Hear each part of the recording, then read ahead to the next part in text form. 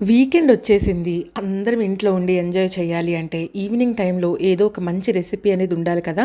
మన Indian టచ్‌ని add చేస్తూ ఈ చిల్లీ చికెన్‌ని ప్రిపేర్ చేసుకుంటే సూపర్ యమ్మీగా ఉంటుంది. చూసారు కదా! జ్యూసీగా చాలా ఎంజాయ్ చేయొచ్చు. కొత్తగా చూసేవాళ్ళు మన ఛానల్‌ని సబ్స్క్రైబ్ చేసుకోవటం మర్చిపోవద్దు.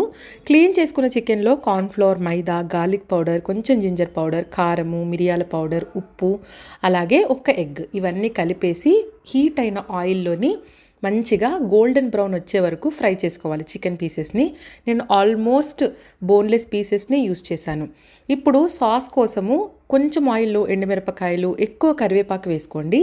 ఇదిగోండి కాస్త రెడ్ బెల్ పెప్పర్స్ని అలాగే ఆనియన్ని హై ఫ్లేమ్లో ఒక 2 మినిట్స్ పాటు కుక్ చేసుకున్న తర్వాత soya sauce, vinegar, red chilli సాస్ని వేసి కొంచెం కార్న్ ఫ్లోర్ కలిపిన వాటర్ని కూడా వేసి ఫ్రై చేసుకున్న చికెన్ని దీంట్లో వేసి మళ్ళీ ఒక 3 మినిట్స్ పాటు హై ఫ్లేమ్లో కుక్ చేసుకుంటే tasty and yummy chilli chicken ready.